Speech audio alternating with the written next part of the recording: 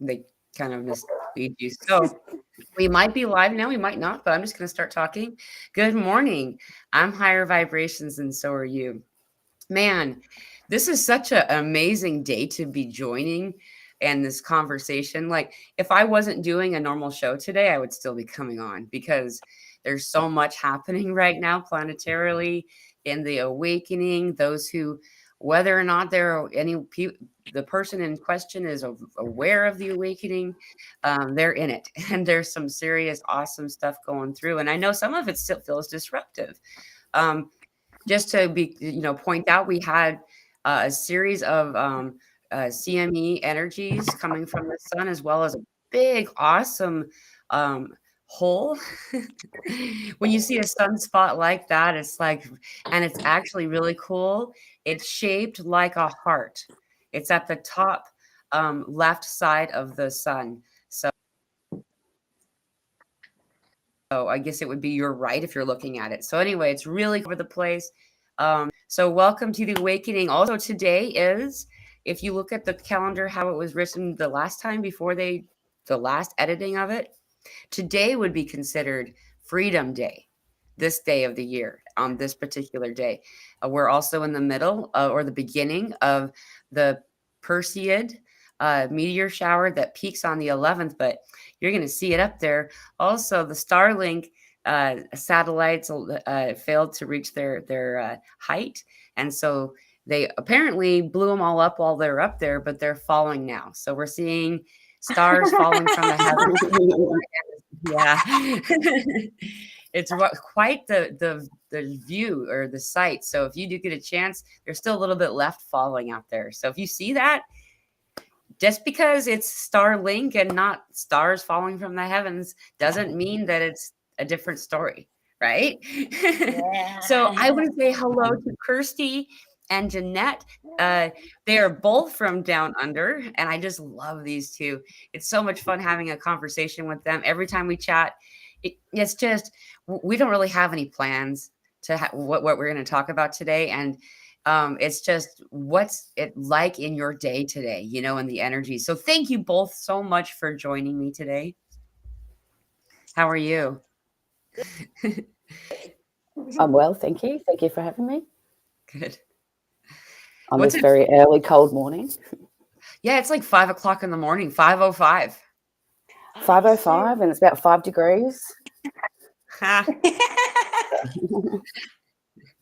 So, yeah, very, very cold snap in Australia. We've had snow up in Queensland, which is the tropical area, and warmer temperatures in Tasmania, where it's usually snowing. So it's been reversed in the last day or so. Yeah. So that was our 17th of the 7th. Yeah. Ha. Wow. So, yeah, real cold snap. Really cold. The weather flip-flopped. Yeah. Wow. That's really cool. We don't usually have winter this far into July, put it that way. It's usually, a few days here and there, but not this constant 6 weeks of winter so far. So I just keep complaining about it because I'm not used to it. I'm not used to it in the last 30 years anyway. Right. It's kind of a unexpected joy to get to even know what snow's like, probably. I've seen it, but yeah, there's a lot of people that haven't, especially up this way. So that is really cool that's that. I love that there's things to point out that we can see in the global experience right now, how everyone's having something happening. I was talking to somebody in Tasmania yesterday, and she was telling me about the floods that are not typical for the area happening there. What's it like where you're at, Kirsty? You're pretty close to Janette. Yeah, Sorry. I'm not that far south, but like it's kind of strange. My mate that lives only about 40 minutes inland did what Janette just said.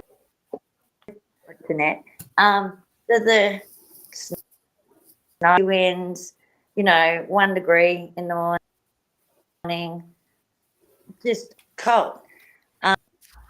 But that hasn't been the case here.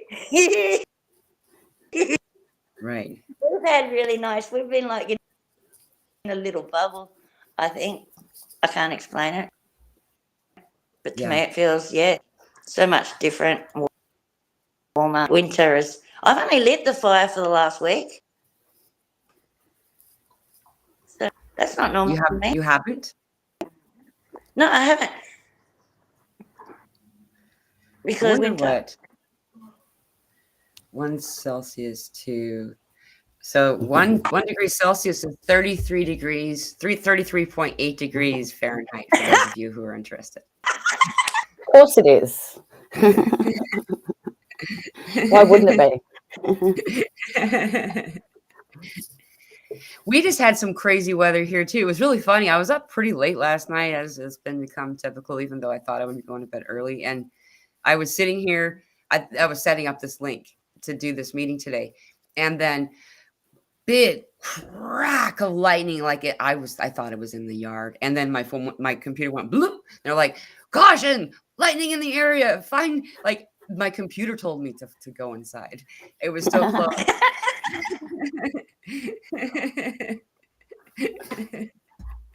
I was like, okay, we're having a lot of this kind of stuff happening right now. Like, it's weird. I'm pulling up a link to show you guys, but it's struggling to load. I want you to see if I can get it to work. How cool this sun is, because, what's also happening, just because this explains the planetary stuff, that the weather stuff too, in some ways. We're also having some gradual pole shifts, not the pole shifts people are talking about, like remember that movie 2012, and Japan was in like New Zealand or something. I don't know. I can't remember. That kind of thing isn't going to happen. But there is a shift happening where poles are shifting, and it's good. Yeah. It's supposed to happen. At the same time, the sun activity that's been increasing is also affecting our weather patterns dramatically, because what we get is called coronal mass ejections. These CMEs cause, and can't always be traced lately. It's like they're keeping that information from being completely available all the time, for one reason or another. And anyway, then we'll get what's called a geomagnetic storm. That's when all of this energy is going into the planet. And when you look at the sun activity, you can see like the polar absorption. It starts to get red on the top and bottom of and so we're actually getting that energy right now. We had a couple that just came to us a little while ago. It's finally making real impact. Like right now, my computer just popped up high UV. It only does that when we're getting the impact of the CME. So just now. So that's pretty neat. That's our hearts lighting up. Yeah. Boom, boom. Kirsty, I have a question. Oh, sorry. Go ahead, Janet. No, I was just going to agree with what you said before. It is like the pole shifting. You're seeing, that creation, I guess, before your eyes. But yeah, go ahead, Kirsty. No, go on. I'm sorry. I would love to hear. No, that's all I was going to say. I was just going to agree with. Yeah, it's just another reference point in, sight actually to see, that we are creating this shift. Yeah. And Elsa's always saying that too. I actually didn't think about it until she said it, that we call these things to us. We're pulling. And there's actually something you can look up. It's called I always mix it up. It's called either the devil's axis or the evil axis. And I can put those two words together because they're fear-mongering words, and like, so I don't use those. But what this is a scientific reference point to prove that all things in the universe are actually, you can't see my arms, now you can. So all things in the universe are being drawn to the tilt exactly to our axis, to us, very specifically. Yeah, that makes sense. Yeah, and so we're calling these things to us. The fact that there's 2 meteor showers happening simultaneously, for you guys, it's the Southern Hemisphere on the 30th. It's 2 meteor showers colliding that day. Wow. Okay. Yeah. So more to come. Yeah. I've never heard of 2 meteor showers at the same time before. Have you? No, can't say I have. Yeah. It's making me think of things like and the joining of the solar plexus and the throat. That's what it makes me see. So, Right. like, we were born and it's the instrument in which we were stuck. Okay? All right? And this little human body of ours, magic number 666, bloody, bloody, blah. Let's be scared of the bloody devil. Ooh, guess what? You're all the devil. And fucking he lives You're inside breaking up a bit, Kirsty. I'm not hearing every word. I'm not either. He lives inside every single one of is you. We're all born with a unique sign, a signature. Boom, boom. Bit like the Egyptian, look like an Egyptian.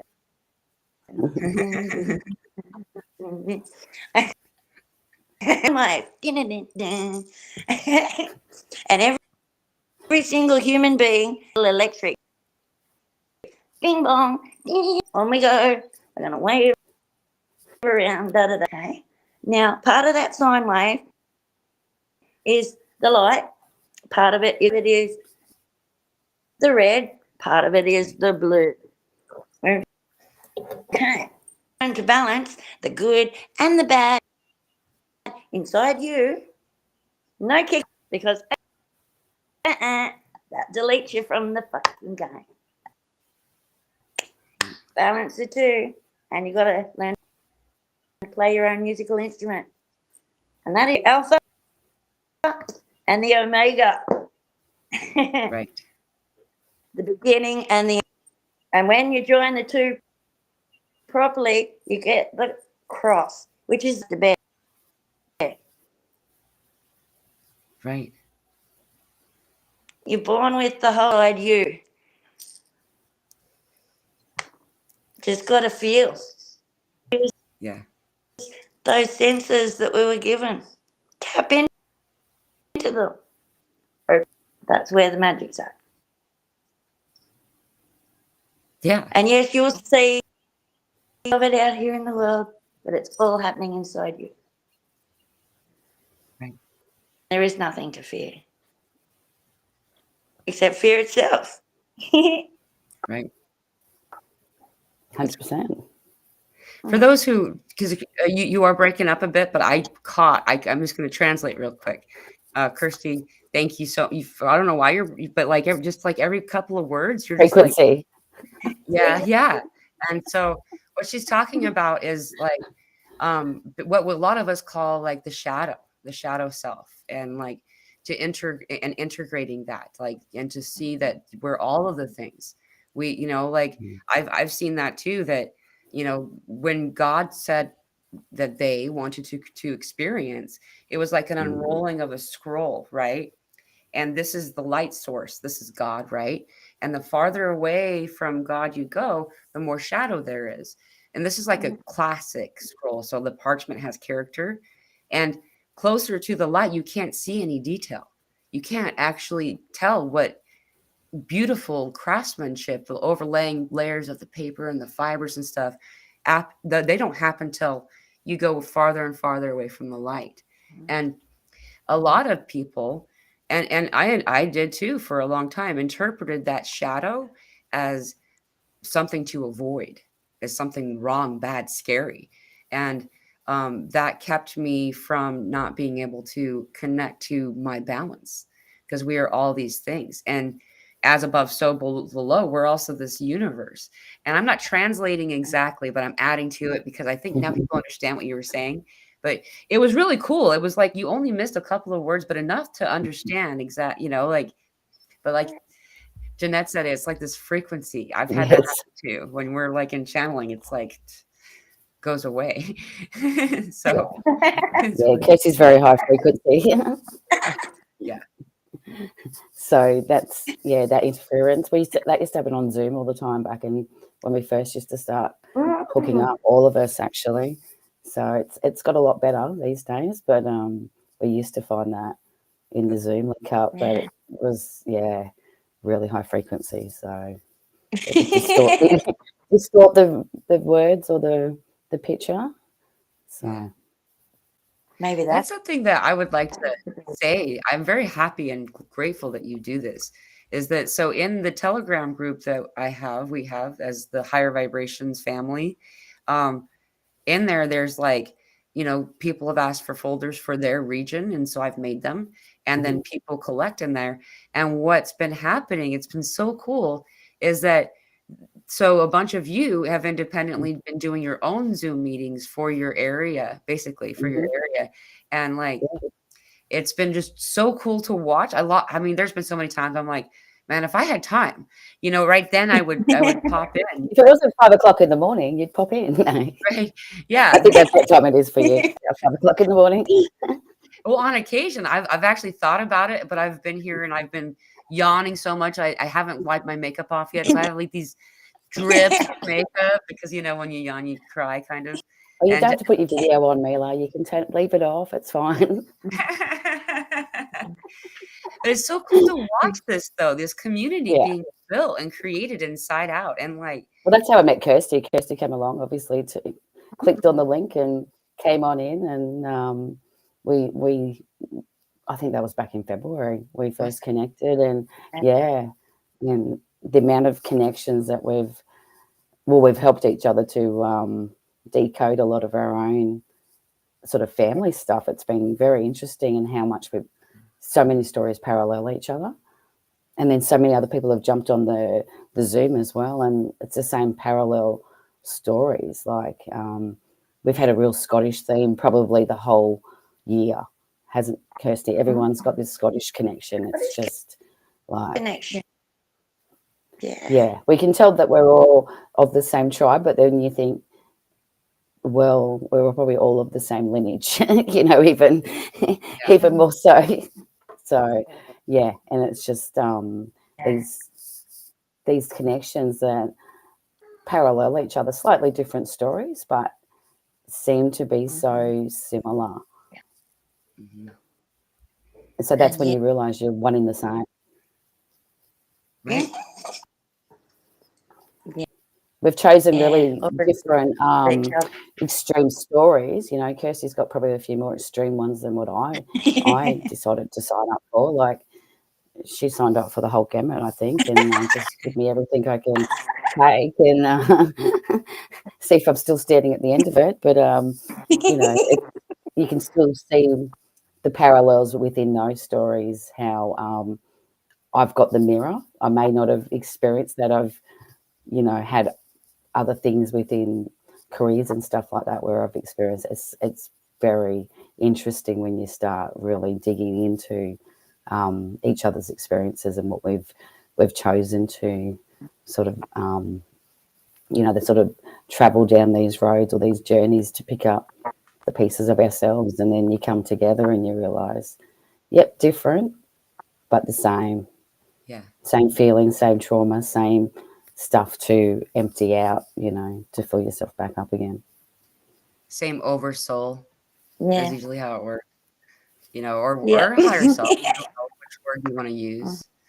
I'm curious. Maybe I'll ask Kirsty, and then maybe if Janette wants to add to it.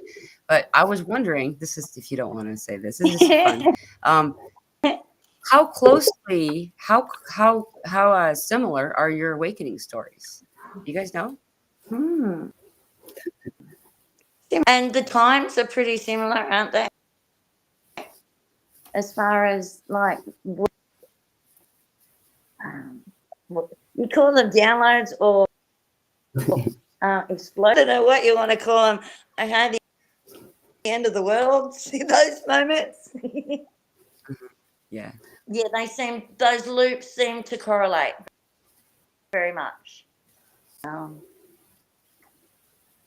Yeah, similar years, wasn't it? Similar years awakening, different stories, but different stories and probably could experiences. relate to children being part of Oh yeah, awakenings as like well, and I had my son taken just from different.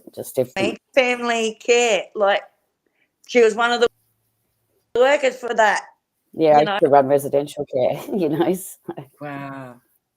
So that's the Like my flip son, side of it, yeah, it's trippy. So yeah. yeah, seeing each other's like viewpoint, but the same story, just from a different experience of that same story. Makes Right. sense. It Yeah, does. The yeah. reason So I very ask, similar. Yeah. Sorry. please, it's very similar. Yeah. Mm. The reason I ask, this has just been something I've been observing only lately, is that those of us who kind of connect with each other the most in the deepest levels, when we pull back, we'll see very similar things, almost as if, like, okay, now Team Z wake up. You know what I mean? I said Z for you guys. It's me. Oh, I said last But you're right. night it was like Bull Z, didn't I? Yes. Yeah, we What? were talking about Dragon Ball Z. Dragon Ball Z, or it could be the Golden Snitch. The two ball. It's what we live in. That's what we are. That's the whole experience. Right. Right? And you got to balance them, and you're the little thing in the middle. Century. You know, this is gonna age me, but I actually never have watched anything about Dragon Ball Z, so I don't know what you're talking about. But I know That was most of my. this stuff, but that was around the time that I went off. I stopped watching TV or of any kind for like a couple of decades. And so people make some pop culture references from like the 60s. I know it, but then they'll like, I wasn't even Those alive, are the 90s. but I grew up on like reruns. You know, I grew up on the Andy Griffith show and stuff like that. Well, we Oh, both that's had cool. boys, I guess. So, Mm. you get exposed to that more, I guess, superhero type thing, don't Yeah. you? Like Mhm. that's their thing. So, you sort of just get exposed to Now, it just through. the game was all about power and how to control other people's power and them and where. Wow. And our kids were playing there in school. That's awesome. Mm. The new one that the kids I've been doing these kiddo Zoom meetings sometimes, like every once in a while on Saturdays. It's working out to be pretty cool, but it's fun because all of them seem to know what Avatar, the cartoon series Mm. Avatar, and they've been hearing them talk about how to activate your chakras in reference to these cartoons from the 90s. You know, that have made their way back into the younger generation. It's like been really cool to see it be like a it's school in some ways, teaching them things to use their own abilities and times, like the way that they're meditating on their own instead of with instruction. You know, it's like, Mm. okay, it's really neat.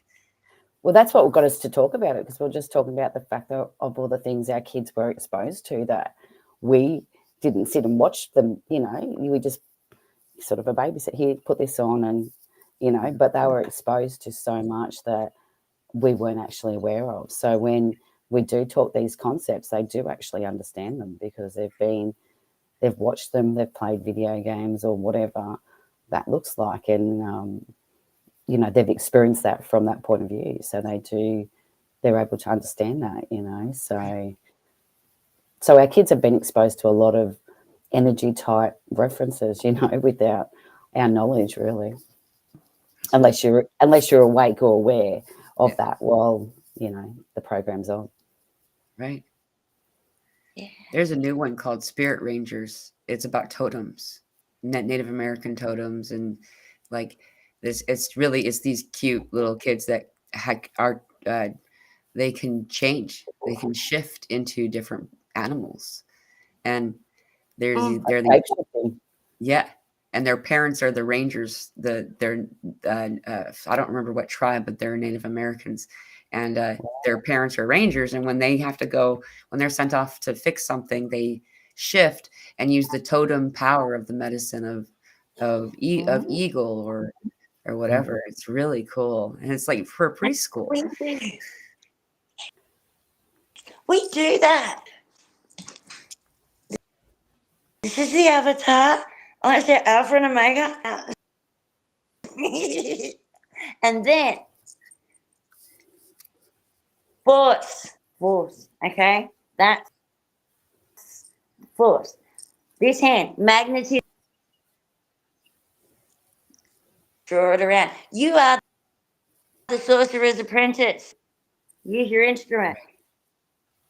Move it. But you've got to tap into here and light that up for it to work and power your hand up. Oh. And we all are the avatars of that power inside us. It's time for us all to unlock it. And remember who we How are. do you unlock Ooh, you got to fight with your demons and get and you got to feel. You got to learn to feel pain until a point, and then it lets go. And when it actually lets go, that's ecstasy. Okay, there's a fine line. They're one and the same. They might not know that song, The same, Kirsty. but different balance of the scale. Got to learn to balance the scale. I know that's, yeah. Threw an Aussie song in there, didn't you? Just to throw everybody off. But you know, I picked up what you're putting down. It's the one thing, and you've got to learn to balance that, the equilibrium.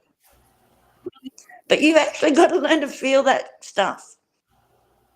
Unfortunately, learn to manage your instrument properly, you know, and to fine tune it. That makes sense.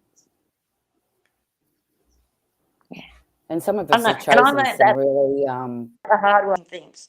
You know? I was going to say, some of us have chosen some really hectic stories, you know, experiences that we do have a lot to empty out, you know, and you know, someone like Kirsty that, yeah, we've worked through a lot in the last few months. I mean, obviously Kirsty worked through a lot before I actually met up with her, but you know, because we parallel so many, it's the same but different. Yeah, we've both been able to help each other to work through some of the distortion or the pain or disease or whatever we've decided to take into the body from those experiences, and you know, learning to acknowledge, you know, that it took us a long time to build that pain up, you know, and sometimes it does take a little bit to let it go, you know, and it is a work in progress. And I'm still a work in progress. I think Kirsty was telling me, are we adolescents? Did you say to me yesterday? Is that the phase we're moving into? Yeah. Okay. Yeah, we haven't reached adolescence yet. Oh, we haven't even reached adolescence yet. There we go. Okay. So if Elsa's around, right, and she is who she says she is, because that we're in the ancient times. Okay. So we've done the prehistoric, the blah blah blah. And we were the newborn baby, and we're moving into the, you know, toddler, and we're just about to start preschool. Oh, preschool, there you go. So we might need those shows you're talking about that are aimed at the preschoolers, you know. That. Yeah. I found it surprisingly activating to watch these, so yeah. Well, keep it simple, stupid. That's right. It's really true. Like, take all the goop off it. Take all the badge, and I've got pips, and I'm so cool because I've got, means nothing. It's all bullshit. So if it's written down, it's full of shit. No, I shouldn't say that. But It's okay. You're right, though. we do it to ourselves as a protective safety mechanism of some kind. We try to fit in, and so you won't get picked on or whatever. And that's how, it's been a self-perpetuating prison, because we've been teaching ourselves through our peers, our family, or whoever, to conform, stand in line, raise your hand to speak. You have to have permission to use the loo. Yeah, that means bathroom. I threw another one in there. I don't know if you guys say loo or not. You might say lavatory. I can't remember. I would say loo. Yeah, I don't. Yeah. But Or toilets. We actually just call it toilet. Yeah, there you go. It's funny we call it bathroom because there's so many of them that don't have a bath in them. Yeah, it's just a toilet. But there is this, though, where this is where we are, energetically speaking, in a galactic way as well, celestially.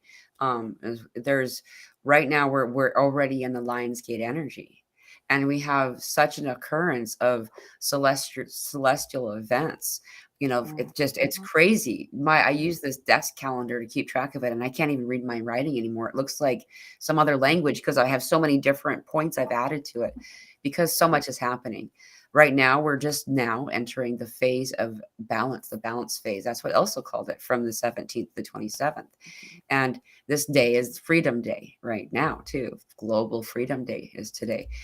However, we're in Lionsgate energy. A lot of you know what Lionsgate is. The short of it is we're getting a lot of extra juice to help us heal right now. And so therefore, if we're not in a place of healing self, it feels kind of like a psychic attack sometimes. You get a lot of stuff that wants to be healed coming forward, and so just to be aware of what's happening, because what they're talking about, healing this stuff, these parts of us that we've been ignoring, and that for conditioning, whether it be through our peers, our teachers, whoever, we've learned to conform and to not be all the way us. And so now it's this window of time where it's more easy to do it. It's more available for us. And so Lionsgate is something that I was the first gateway I ever learned about. And most people, that's the same. Right. What is And your isn't experience? it the one that first is all open? Like when you're 27, depending where it happened for you, isn't Lionsgate the one that just went, you open? Yes. It was August 2019. That was my life. It was this time of the year. Yeah. Same. Exactly the same. When the whole world just fell apart. I had it now too in 2019. But I mean, we all have phases of awakening. It's fun when we compare notes. I love this. This is fun to me because you could see, that was a really big energy year, the Lionsgate then. Well, and then compared to the one right now, we're already feeling it. Already, it's like I keep feeling like it's today, and then the next day feels like it's more like it's today. And this particular year is an 8-year. 2 + 0 + 2 + 4 is 8. So 2024 is an 8-year, and it's 8, 8, 8, August 8. There's 3 of them. Have you worked that out? No, I There's haven't. 3 of them. There's 17. That's another 8, 8, 8, and then the 26. So what I got about the 17, 8, 8 for us, Australia was founded, First Fleet, 1788. So it's very interesting. Yeah. So it's I know there's a lot of significance this next month. Yeah. So, and then Kirsty's got significant connection to the 26th of the 8 as well. So it's the way that I got that a couple of weeks ago, it was it's not just one. Yeah. The 888 is the beginning, the 17th is the middle, the 26th is that ending point for that. So it's like the trinity of Lionsgate coming in. 7. For my dad, anyway, 77th birthday this year, if he was still alive. Right. All the numbers correlate too much. I know who my dad is, and I mean not everyone. I know everything. Yeah. I know who my best friend is in this world, but I know who the real world as well. That's so cool. The reason you might, just so you don't interpret my expression strangely, you haven't moved for a long time on our end. We can still hear you though. So you're actually in this, like you're getting We're ready. just looking at you. Yeah. Yeah, you're freezing and yeah. Cool. And now Yeah. Mila's freezing, so Am I freezing too? you did Man, for a minute there. Yeah, a second there. Yeah. it's crazy energy we're having, dude. I get it. And I agree. Some of the coolest conversations are frustrating to listen to at first until you realize the height of, Yeah. I mean, we're talking about things and we're bringing forward right now this energy of play. Like the three of us, and it's just so much fun to get that play frequency because that's it. That's the stuff. Yeah. You know, that's the spirit juice, right? Mm-hmm. Yeah, don't take yourself too If seriously. someone doesn't know how to play, sorry, go ahead, Kirsty. I said, don't take yourself too seriously. That's where people mess up. Important. Bloody blah. And I should tell you, the first time Kirsty came into a Zoom, she'd been to the hairdresser. She'd all dressed up like she came in. I thought, oh my God, we've got someone like as a legal secretary or something. Like, you know, so Kirsty wears many To tell the reason why I was dressed well, up. I'm not, but I'm just saying. So the first time I met her, I was like, oh wow, she's so prim and proper, so formal. And then she's taught me to really get in touch with that child side. Like that's every day we talk, you know. Yeah. Yeah, she reminds me about that. So yeah. You can tell whatever story you like, Kirsty, but I wasn't going to tell that side. But I was just saying, the first time I met you when you came into Zoom was we can all put on different personas, can't we, when we want to put it that way. So yeah. If you need to blend in, you can. yeah. It's kind of She needed to that day. So, and she did a very good job because she had all of us fooled. That's for sure. I shock people all the time when I don't know why, because I'm just me all the time. Like I don't like, however, sometimes I feel like dropping swear words and sometimes I don't know. And so it's funny. A lot of people, when I start to say, throw a lot of F-bombs, I don't know why I'm not just saying it right now, but anyway, is that when I do that, I get a lot of, whoa. You must be mad. I'm like, no, it's what? But it's just people. I know that we people like us also end up being something like a mirror to a person. Like we understand. It's like we're not conforming. It's just that when like there's one woman that I talk to regularly and I love her, though it really bothers her when you say like, oh my God. And to me, there's no anything on that. But I find I won't, it's not that I'm even trying very at all. I just naturally don't say it, you know, and like, whereas, you know, in most situations I would, you're still being yourself. It's just, I don't know. I'm not even trying. And then you'll have your energy moment and then you're like, bum, bum, bum, bum, you know, and I can say this is kind of like an element of play that I was going to kind of bring up here is that, because that's the strongest message that we're getting right now is that, you know, the don't take yourself too seriously kind of idea is actually how to reunite yourself with your mastery that you came in with to begin with.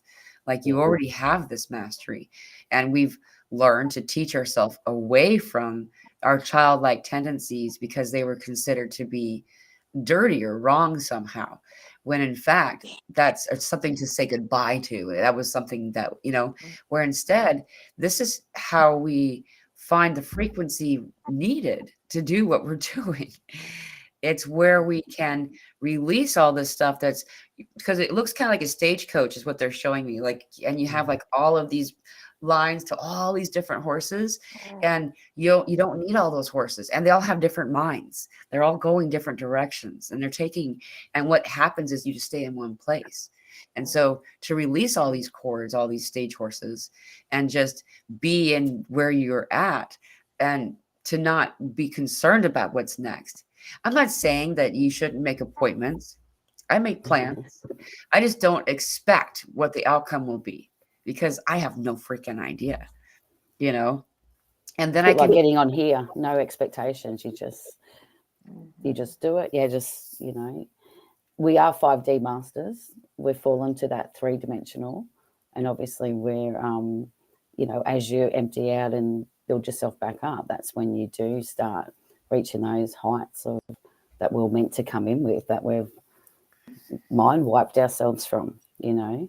And obviously we're heading to higher dimensions, but we have all that knowledge, and that's why a lot of us don't need to go and train in so many different modalities, because they're all within us. Sometimes we're exposed to it, and then all of a sudden we know how to use that, because, you know, it is all within all of us to clear energy. It is all of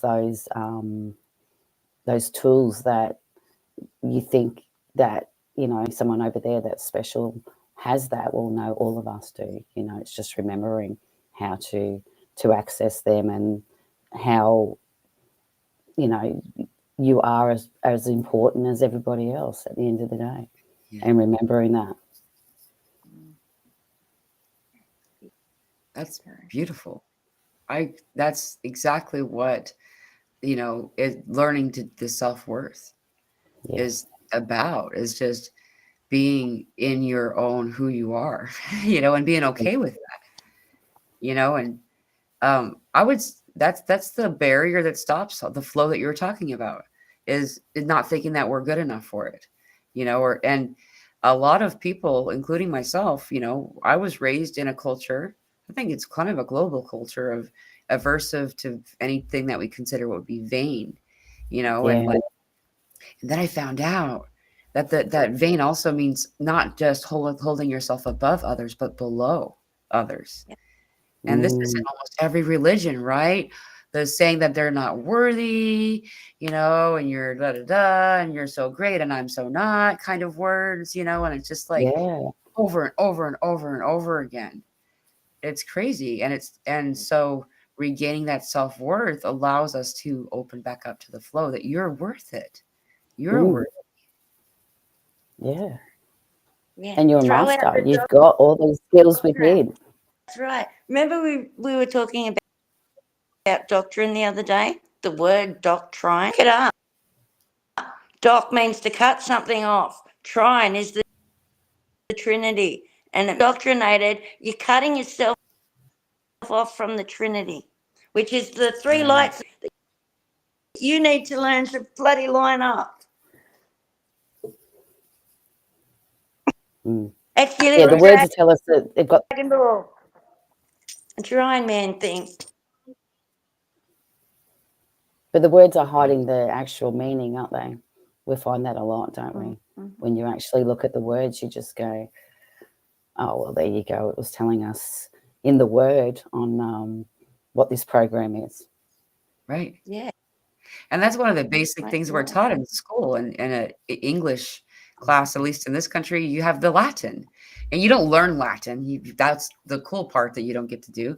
But like, what you do is they teach you how to find roots of words, so you can figure out the word, you know. And then that's one of the basic foundational things they do, and at least they did in my era. I don't know if they still do that or not, in education. And so they've already given us the power to do it, you know, to figure out actually what that word is meant to mean, you know. And like, and then it's up to us, isn't it? Yeah. It's also words that you can be used in multiple ways, like the word sell. You know, it's the sale of a boat. It's a cell in your body. It's a cell phone. It's a cell, you know, it's to sell something, to trade of goods. You know, there's and so if you look at all the different things that it's put on, the trade of goods is what took away all of the stuff about our molecular structure, because that's the consumerism that's invading, like, like that whole smear campaign over our cellular memory, which is what you are. It says, anywhere between 60 to 80% water in body in mass, so yeah, if you know what you're saying, you can take away the power of the unpleasant, the not cool part of the word too. Absolutely. Yeah. I still like the And word every blessing. one word becomes very. In the English language, there's there, and there. Yeah. There. Okay. But every word's the same. There will be 3 words. It's how it works. Because they wanted to control the Trinity. Right. I actually hadn't And thought that's about where the that, but yeah, confusion lies. Send a tribe this way, a tribe that way, and a tribe over there. Break it all up. So confuse everybody to that level. Yeah. And that's why we're where we're at right now. and maybe that's why we're getting into the preschool. So maybe that was the babble, was it, when we couldn't understand anything? Tower of Babel, and and how it's starting to, we're starting to understand meanings, and yeah, and now we can start using them in a sentence. All our name, who we are. It's in our birth name. Oh, that? Our birth, who you are. Decode yourself. Right? Look up family coat of arms, your family crest. Have a look at the symbols go into the symbolism and see what those symbols mean, what they represent. And unlock your own doors within yourself. We're given everything we need. It's all within us. We've just got to unlock those doors. Right. And what's it say in that book? Knock and the door, seek and you shall receive. Don't look out there in the world, though, or you will be. You broke up a little bit. I think you said, or you'll be deceived, did you? Yep, seek and you shall receive. Yeah, but don't look out there. Go look in here. Right. And find the keys and the doors. Sorry. Your frequency is so high. I agree. Like when you go in, then all things on the outside come to you. It's like then you turn on your magnet. It's like you are a powerful magnet. And that was the example being made about all these, like, it's become a joke, right? How many once in a lifetime celestial events is going to occur? Like, I have heard it so many times this past few years that I decide if I want to even care to go look. You know what I mean? Like, and right now we're in another cycling of 71 year cycles that are occurring, that have, like, every 71 years this thing happens, kind of thing. Like, I don't remember. It's a binary star system that every 71 years sets out a really beautiful bright light. They're waiting any day for it. Like, everybody keeps making a thing about it, but it's going to happen on Lionsgate. The first meteor shower is also going to be reaching its peak on the 11th of August, but it's so close to Lionsgate that on Lionsgate we're going to be having a lot of that Perseus energy. Now, Perseus was a hero and a messenger. He was somebody who brought, he actually liberated Andromeda. Andromedan beings are coming in a lot more lately too. And so this correlation really does go together. If we look into any old ancient stories, I always understand that I'm reading a rereading. I'm reading a retranslation. Just like, so this Dragon Ball Z cartoon you guys brought up, I bet there's a new generation already, and it looks different, and they've changed it to be more modern and to fit the times. The same thing happens with all these stories.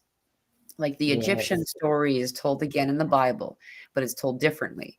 Horus is then Jesus, right? And they change some things, and it's not meant, I don't feel like that part's meant to be deceiving. It's meant to keep the story alive, to keep it passing from generation to generation and allowing other people to remember it, and so you can look at the Greek stories and in using your discernment. Like, I find it really useful for any kind of content that I'm consuming, to remove the narrative, whatever the narrative is that the person's telling us, and what's the facts. And then by doing so, a lot of us are getting really activated by this Greek mythology, and finding out about what these stars are telling us. So something kind of cool. And well, the stars were a big part of my, I guess, awakening, and connecting with the Pleiades, which I had no idea who the Pleiades were. And then even, going and finding out more about them, and then realizing that, about 15 kilometers south of me is like one of the stars, Electra. We've got a little place called Electra here, and then there's all these references to Electra in my town. We've got Electra Street, and it's just, you name it, and it's here, it's in your face, So, not to mention I live off the ISIS highway as well, so like it's all that is part of the knowing and understanding, because then you start going down those rabbit holes, or whatever you want to call it, and start looking at the multidimensional aspects of the world, I guess, or how that looks. So, and then realizing it is closer than what you think it is. It may be up here in the sky, but it is also down here in our realm as well. And then realizing the connections to the seven sisters, that is the creation story of the female lineage of our Indigenous First Nation people. So, and realizing, yeah, exactly, and realizing how, and that you're here as a messenger for that as well, without even really understanding what you are here to bring, but realizing that you have got a message, and that part of creation has sort of been lost, I guess. You do see it in some of the stories, but it has been lost in the actual, when they're talking about the dreaming stories and stuff like that. They don't bring the stars into it. They don't talk about the Orion star system being the masculine creation story, the three stars. We've got a lot of three brother stories here in Australia, and that's the masculine side of things. Orion's belt. Yeah, Orion's belt, that's right. Yeah. So how it's all connected, and then obviously Sirius as well is another part of that star system as well. And then feeling into, okay, well, what does Sirius mean to you, and do you have some connection to that? And then realizing, okay, well, there's something about Sirius B for me. Not sure what it is, but there's something there, and then you can, it's that multidimensional aspects coming online and being able to sort of expand the awareness to, you get tunnel vision in this programming. This is how you're meant to just stick to this and don't worry about what's out here. And then once you do get exposed to those other elements, then there's a whole new, everything opens up, you know what I mean? You may also look very nutty and like you've lost the plot to those around you. However, within you're having all these, you're making connections and putting puzzles together, and you're on some high, that is that high vibrational, because it's like, wow, okay, there's so much more to this than you could ever write in a book. You can write everything in a book, but until you actually feel into something and things come online and are activated, like you said, and you're sort of saying before that things will trigger us, and I think you sort of said you will activate people I can do that too, you know. So I'll come out with these weird and wonderful stories to other people, and it'll just be so triggering that it's just like, Yeah. that's okay. That's your journey too. And you know, I was triggered too when I found some things out about this realm that I wasn't impressed about, or stuff that I engaged in that, you know, I look at now and know that I wouldn't engage in that now. However, that was where I was at that point. And you know, you do need to be triggered or activated into change. It doesn't just happen, you know. So, but yeah, getting back to the star systems, there's so much in that, and because we've been so dumbed down with that knowledge, that it does feel like it is another foreign language, you know, and it is, because it hasn't been incorporated into what we've been sort of taught. Right. And also hidden somehow. Unhidden is the word that they usually use, and it's capitalized. But yeah, it's unhidden because it's hidden in plain sight. Mm-hmm. Yeah. Like, And you're not that aware that you can't even sort of you can't see it until you see it. Like you're saying, it becomes unhidden. But you know, I think back now, I've been here for like 30 odd on and off years, you know, and I had never ever connected that Electra to a star system, you know, and that was just because it wasn't in my awareness whatsoever. However, it would be in someone else's, you know, it just wasn't in mine. what does Electra mean? Do you know the translation for that? My understanding, Electra's the sister that she was one that, so there's the 6 sisters that are together and the 7th sister is hidden. So she's the hidden sister. So she's the one that's gone out of the celestial sort of, what do you say? She's the dark one, I guess, if what you want to say, because she's the hidden one. You can't see it. They'll tell you Palladium's only got 6 stars. Right. So So she's that's Ariel in the yeah, Little Mermaid. basically. Yeah. She's the one that's out on her own, basically. And trying to interact with the humans Yeah. when they're Yeah. not supposed to. Yeah. And we've got a lot of reference to Does that Electra. make I her guess. Dionysus? Is she What was Dionysus that? as Sorry. well? You know the one who stands Oh, I don't in the know. pearl? Who's the one who stands in the pearl in the ocean? What's her name? What did you Is say? Who's the god who stands in the pearl? Poseidon? Poseidon? No, it's the female one. So yeah, Poseidon's there. Who's his female counter? Is it Dionysus? Is she I know Dionysus? the name. That might be correct. I'm waiting to look. I always rely on the audience. So I'm waiting for Remember? someone's comment to Yeah, tell I us. can remember. You all know. Would you please comment? Lady that stands in the shell and she got a pearl at her feet.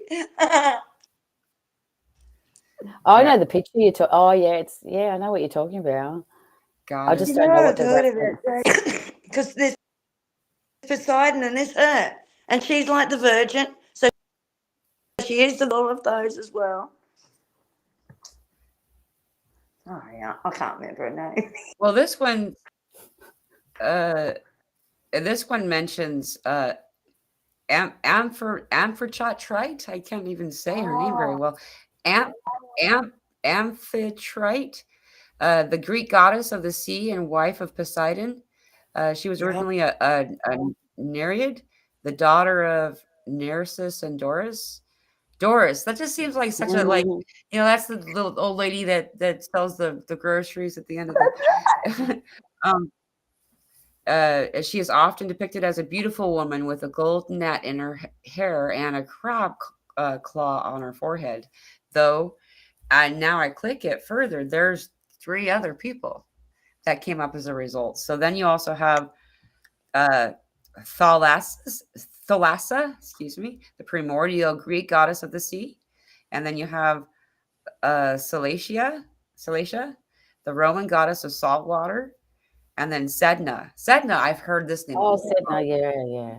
The excuse me, Inuit goddess of the sea. Sedna is sometimes depicted with a fish tail and is considered vengeful. Wow.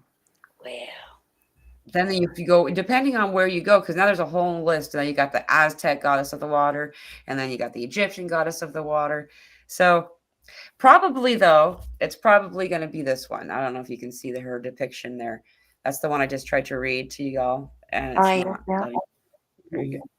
Yeah. So anyway, that's what you're talking about? Is this her? Yeah, no. I'm thinking of the Greek pantheon, whoever she is. So, and yeah, I don't know. Yes, okay. The time that we're in right now, the fact, oh, sorry, I thought you were stop talking. It's cutting off. Nice. There's a bit of a delay, so yeah. Go ahead. No, you're right. You go. Okay. Is the water activation that's happening right now. And across the board, there are some people, individuals who connect very strongly with the water. I love that this natural flow happened because I actually thought to myself, ooh, we should bring this up later when we first brought up Sirius, because a lot of the activations have not said where they're coming from. But yesterday when I was in session with somebody, I'd never heard of the water planet, but it's in Sirius. The Sirius, one of the Sirius, it's not A, B, or C. It's like another one, and it's like it. So I'm bringing this up because we're also we just left the Syrian gateway officially, but not officially. We're still in it, and then also we're moving into what is the Lion's Gate when the sun of Sirius lines up with our sun perfectly. And if you move back in a remote viewing way, you'll see there's actually another amazingly high frequency energy behind it. A lot of people call it source sun, central sun, lining up behind that. So it amplifies the energy we're getting. So we're in this time of Sirius and water. So what's happening is a lot of people are realizing that they can communicate and talk to water in a way like something like Moana, kind of, where you can ask it to move and it does. So, and what's interesting to learn about this is it feels like that the water's waking up, when actually what's occurring is we're raising our frequency enough to be able to commune with the water, to have a conversation, interaction. We are mostly water, bodies of mostly water. And so you also can raise this frequency and make it more easy to do this by speaking kindly to yourself, however embarrassing it may feel. You change the frequency of your water molecules, right? So you guys are you both pretty close to, how close are you to the shore? Like, I'm about 25 kilometres, so about 25 minutes or so from the water, but Kirsty's a lot closer than me. It's just down there in my backyard. But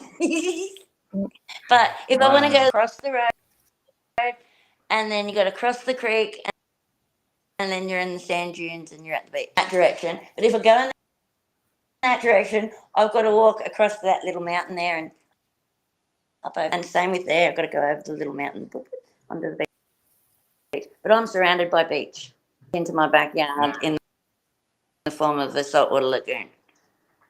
But I live on a peninsula sides. Actually, no, 4 sides are surrounded by water. Yeah, it's an island. Just off the coast. I would explain a lot of the high frequency play you can bring through, because there is definitely a lot of that all around you, and where you guys are, it's the pure water. What's that? Yeah, we got fresh, but also salt water. It's where the salt water and the fresh water meet. Yeah, they layer over each other.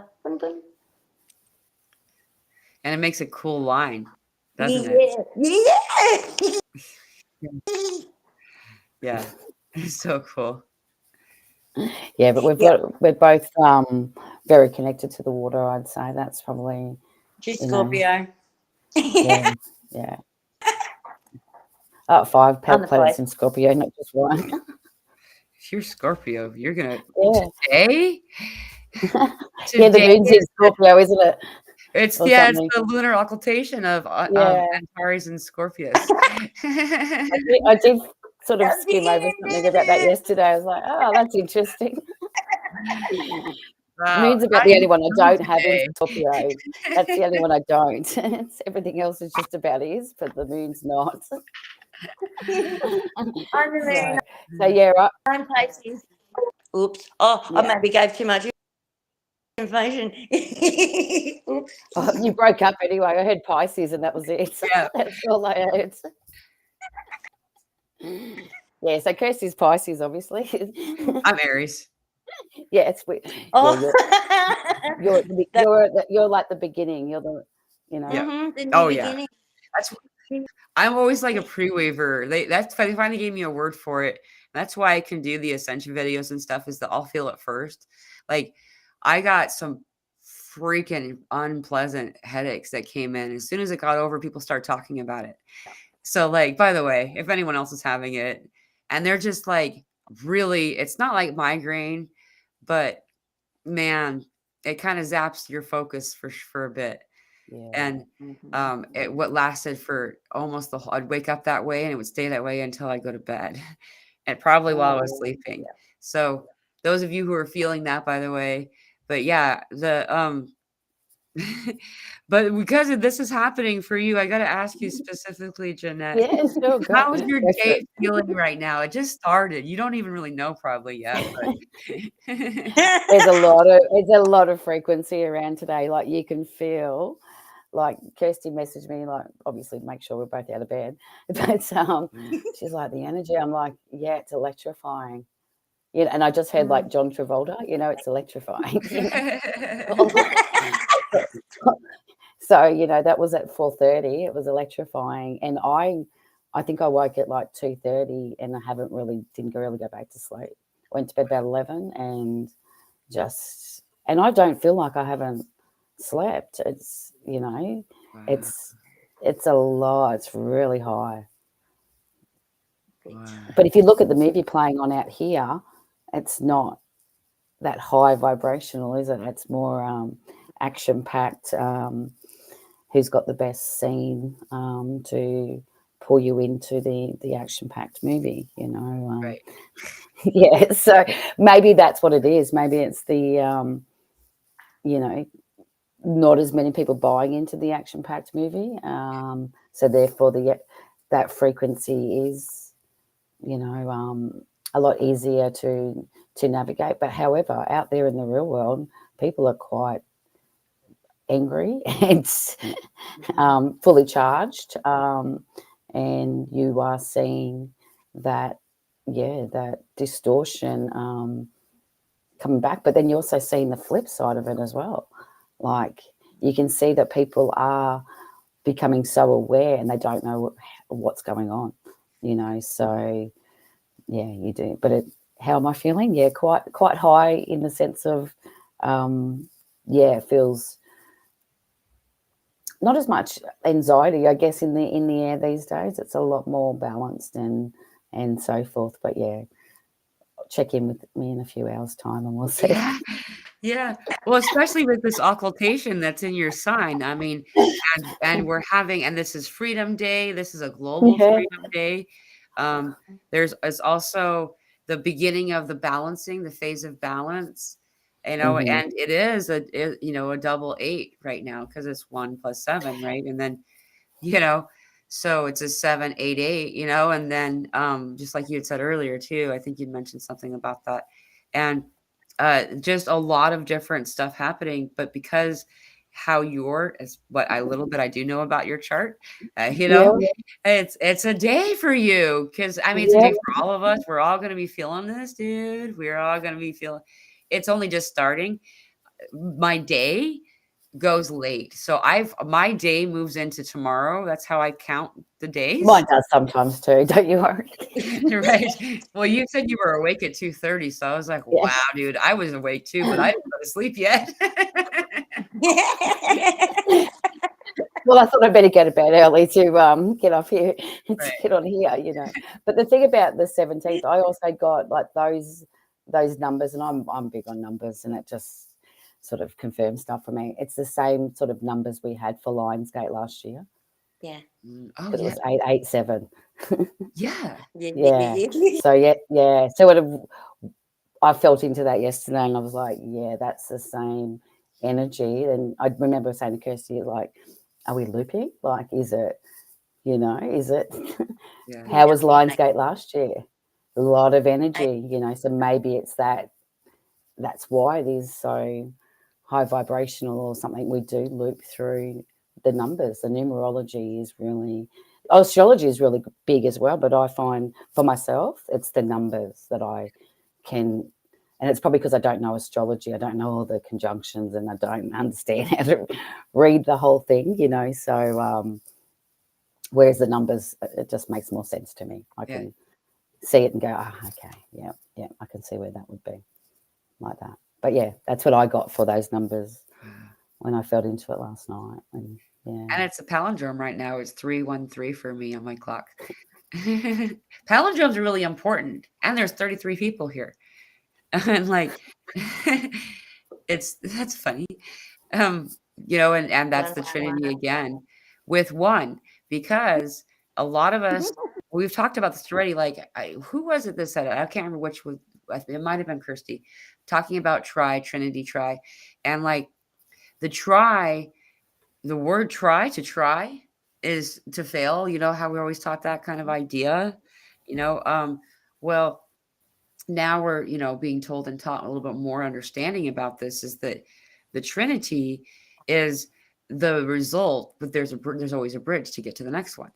So that's the quadrinity, an inclusion of all energies that are happening, and so we're moving a lot into this quadrinity knowing, and that means just what it sounds like, is that we're becoming more, not losing or leaving anything behind. You had mentioned this earlier, and I pulled out this book because everybody knows this picture probably by now, but I always bring it out because it's very useful to have a visual. And Spirit told me how to draw this, because this isn't actually what it looks like, but this is what we're doing right now. So let me make more room here so my wife at microphone. Anyway, here we go. So Spirit being up here, eventually, Spirit, just God, decides to experience, and that was that rolling out of the scroll.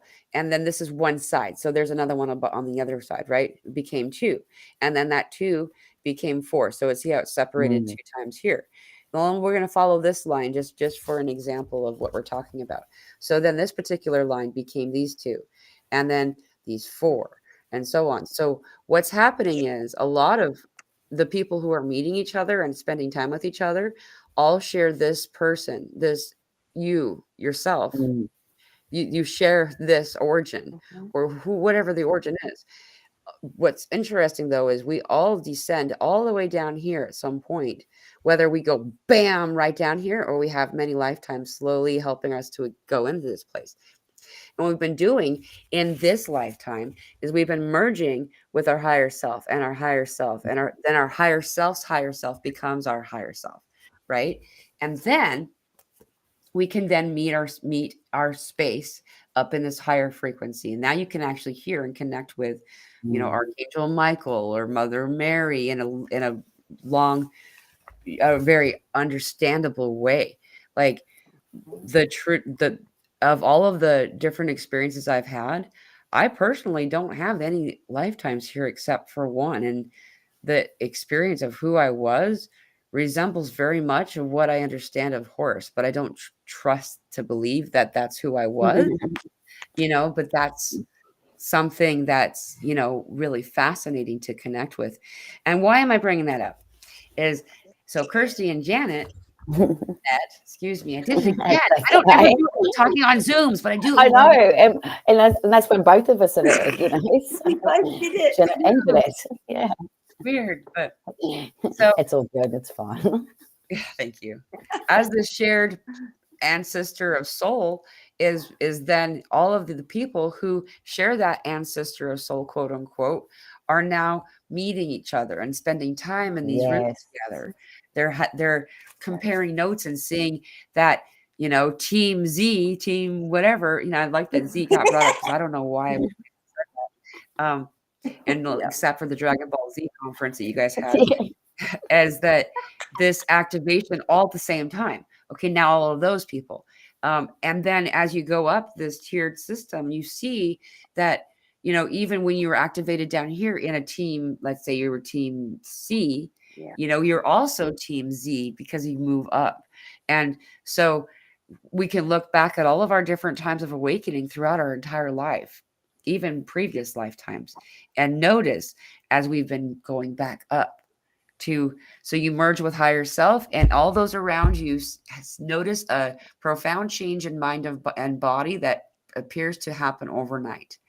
And often we don't realize we've had such a profound experience with something crazy just happened last night, you know, but you're a whole different person to everybody else because you've become more.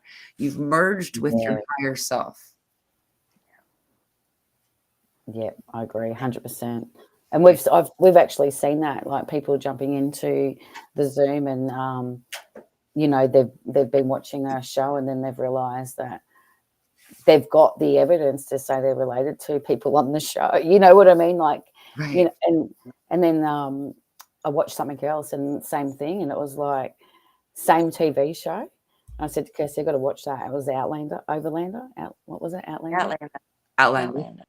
Is That's that an activating movie. I haven't seen that, but yeah. So it came up twice that, you know, the two separate people, you know, two separate continents, both have this connection to the character, like, you know, the actual story from that. Yeah. And it's just bizarre when you hear these stories, but you know that they're true. But we've also found that in the Zoom the last few times, you know, with the Scottish connection, when you look at where our families are from, they're all from the Highlands.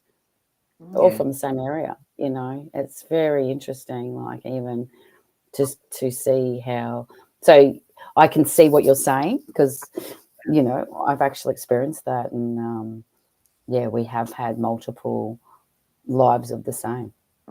Right. Yeah. Can't explain that. We're shapeshifters. We're the shapeshifters. We're the avatars. We change. We become these avatars of ourselves, and we can use their abilities.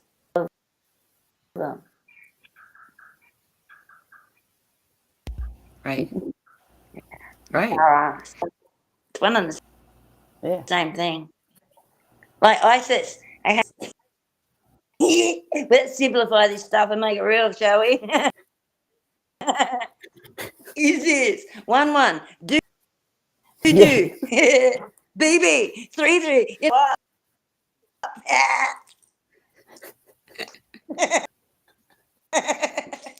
Yeah.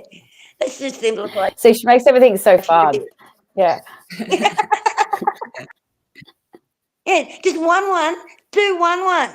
That's it. 2-1. Yeah, because we joke about ISIS being is. Like we do joke about that. Like it is, you know, it is. It is. Right.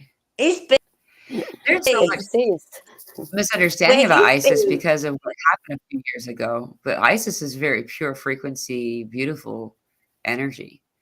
And you live on ISIS or something, don't you? You have a road right there. Yeah. This whole we've got probably about 20 km south of here. It's a river, ISIS, and then there's a ISIS conjunction. There's an ISIS sugar mill. ISIS highway comes into town here. Yeah, and then you got all the Egyptian references in the ice. So there's a town that was originally called Isis, but they changed it. So the high school's still called Isis High School and stuff like that. But and there's a lot of Egyptian reference, but it's a little bit more hidden than what it was. Yeah. And when you do ask people about it, they don't seem to want to talk about the Egyptian connection. Or they don't understand it, maybe is what it is. But to me, it just means it's a center point of a creation. You know, it's just another sort of Mother Mary type energy, isn't it? It's the same. And that ground out there is so fertile. It's red, rich soil out there. So you look at just the ground where it is. It's a lot more going on. It's more to do with how it sits on the ridge, where it probably sits within a lot of different things that we don't understand. I think I was telling you on one of the link ups on the Saturday how I've been doing a lot of measurements, and the 144 between towns seemed to be a big thing.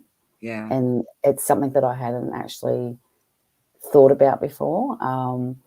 And it is and it's not just here in Australia, it'll be 144 miles for you, but that's how these things have been sort of pinpointed as well. It's very mathematical and that's why it blows your mind.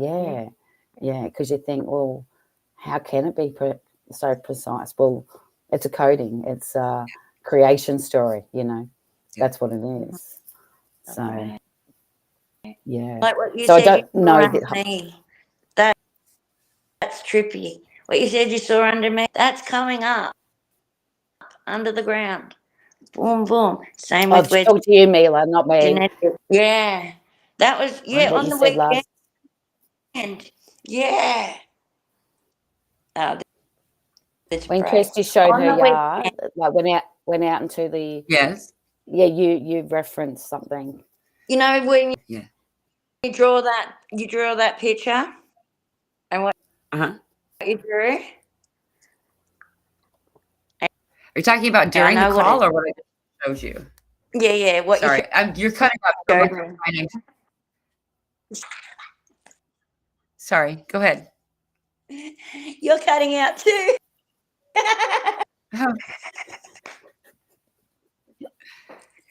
Go ahead.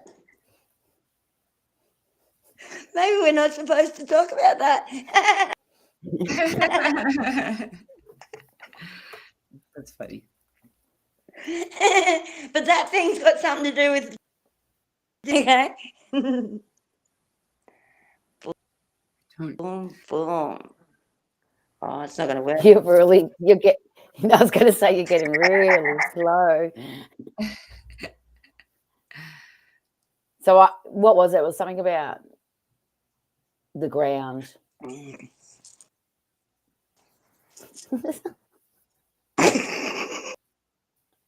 Are we talking to me or to? Yes, to you, Mila. Okay, what was this? Yeah, something about the ground. Mm-hmm.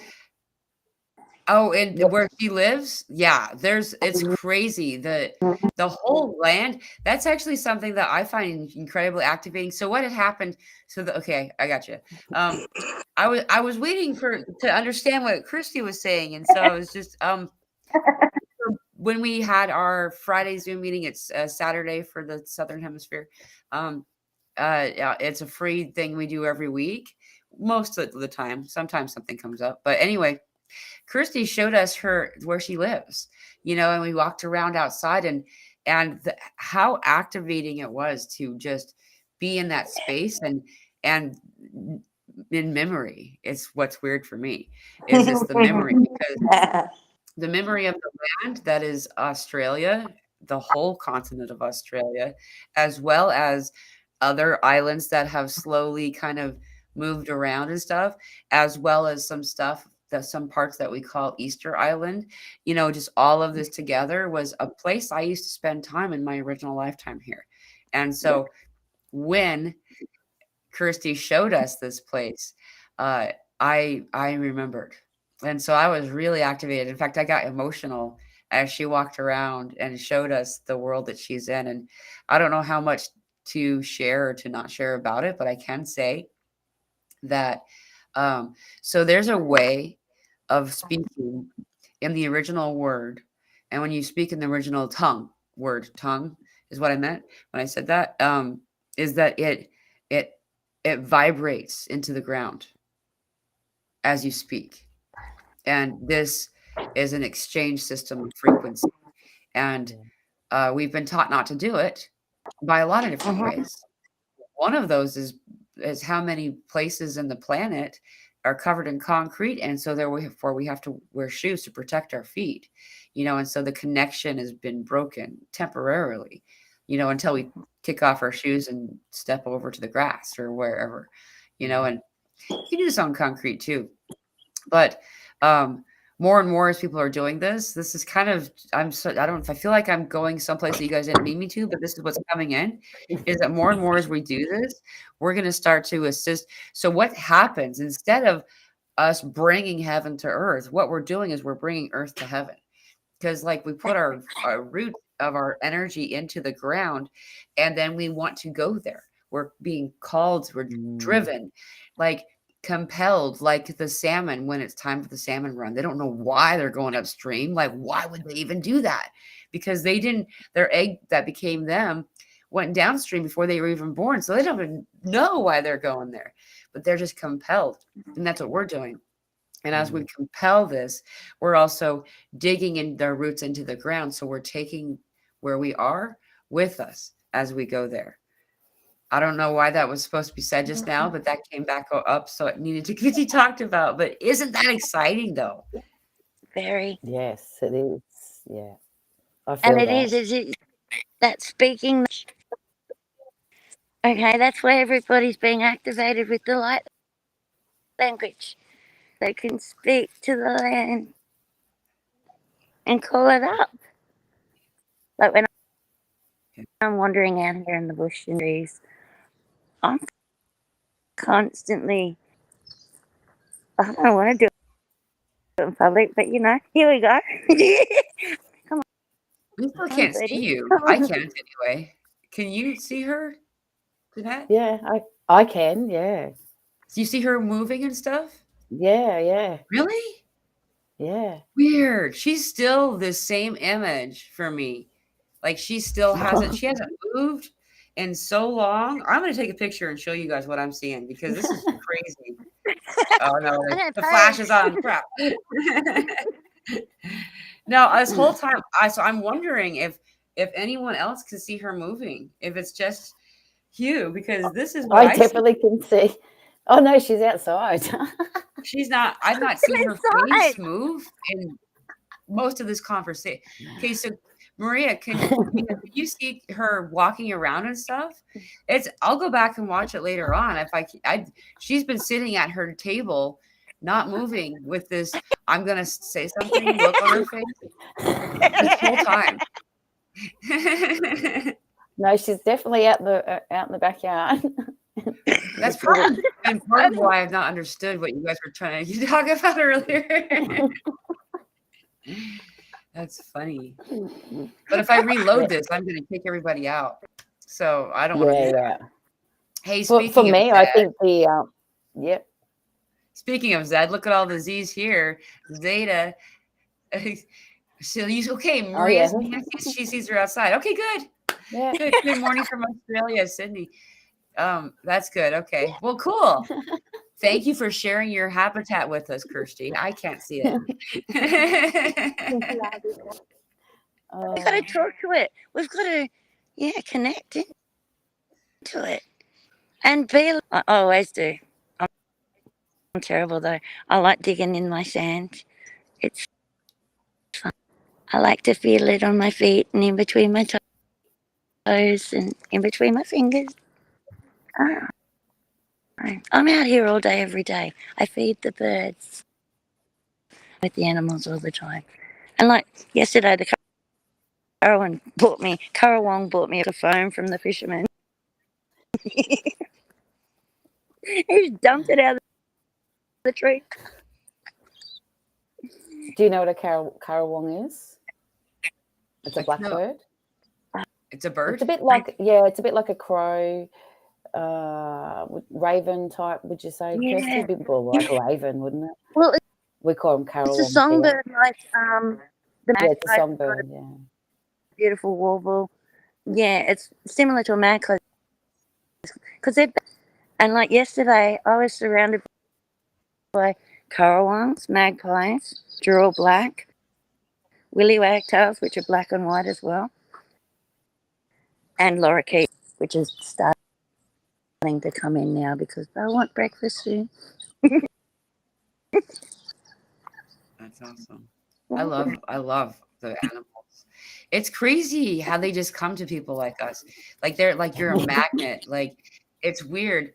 Like there's where I live here, there are these feral dogs, these like stray dogs that are terrified of everybody, but they probably chased them away because it used to be a problem. There was a lot more. But so these dogs are terrified of even my daughter, my little high frequency kiddo, except me. Like they'll just come over and they just like are right in my and just happy to be there and like here's my belly, let's hang out. And then anybody else shows up, they're like poof. It's like some people don't even know that they were there because they run so quickly. It's like, but these animals come to you. We're like those princesses in the Disney movies, you know, like. And so what the bird means to you is usually the most correct meaning. A lot of people, I will guide a lot of people to look up. Hey, it's 3:33 p.m. my time. I'll guide a lot of people to look up the totem meaning. You can look it up in a book or you can look it up online. Behind, you know, so if an animal's coming around a lot, you know, type in the name of the animal and then totem, Totem, and it'll tell you what does it mean? However, often I'll find that the meaning is more correct of what it feels like what they're trying to do for us, why they're coming in, you know, like, and I find that it's fascinating. The reason I brought all that up is I find it so fascinating that, like when I talked to Elsa, the crow and the raven are interchangeable. They're the same. And this is Odin's bird. And this is the Odin stuff is like on freaking steroids right now, by the way. It's like in warp speed ahead. Like there's so much Odin crap coming through for me and like memories about it. But so you mentioned 3 different birds that all felt like Odin bird to me. That's why I've said all of that. They are. In worlds, they always come and tell you what's going down. Yeah. And that's why morning when I got up, the currawongs swarmed and flocked my lounge room window. It was so cool. They were hanging off the plants around the window, all looking in the window. Oh, wow, this is a cool start to the day. And then, yeah, the little drongos, they're only pure black and they look green and blue because it reflects. But their little tail as well. They got a little fan tail. Oh, it's so cool. Or little. And then the willy wagtail, well, here's just the fan that moves around like this.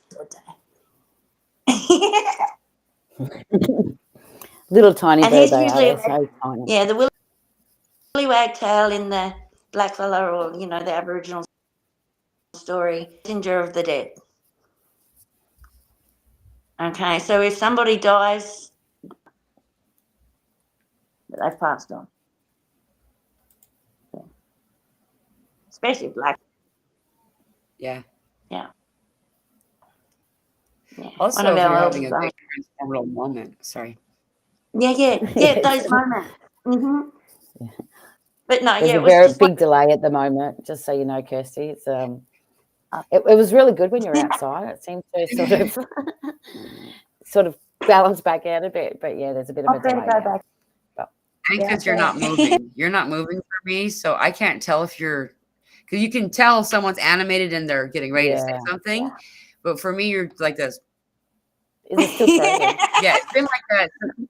This is the beginning of the call that she sat like this, and so like, wow. I thought everyone could just see her just staying still. So I was like, so my apologies. Please go on. I didn't mean to cut you off. Oh, yeah, no, I'm finished. Okay. And You mentioned the mirror birds, the birds that reflect. These, I actually have never heard this called out, but when you said that, the mirror birds, so I wrote it in the comments. I don't know why that's important, but I wrote it down. And the thing about the birds that you're talking about is that they're able to see beyond and hear at the same time. That's why that they're such a strong symbol. And every time that I've had a profound spiritual experience in body where I've like been moving through stuff, it could be a kind of death because there was typically a near-death experience, which is fascinating. I had so many crows sitting on my I think they were crows sitting on my power lines, the telephone lines is what they call them, outside my apartment when I was really, really sick. And I had this, had this near-death experience. There were so many of them that they actually messed up the power line. They had to repair it. It didn't fall and make a big dramatic scene, but it loosened it enough that it was sparking and causing issues because they just would just all be and looking straight at my apartment. I was in the basement apartment. They'd be staring at this little window, cawing, constantly crowing loudly, and like, it's fascinating because it's the same thing that you were just talking about. And so it doesn't always mean death though. No, but no, because I've got ibises, right? And so when I looked up ibises, because I thought, okay, well, why are these ibises coming? Because a lot of people don't like ibises in Australia. They call them bin chook chickens over here. So they Really? get into the bins and stuff. Yeah. There's been lots of videos and stuff made about them. But I thought, I wonder why I'm having so many of these come in. And when I did look it up, it is the god bird. It's the crane. It's, and my husband's a crane operator. So I'm like, well, there's a lot more to this than just the bird.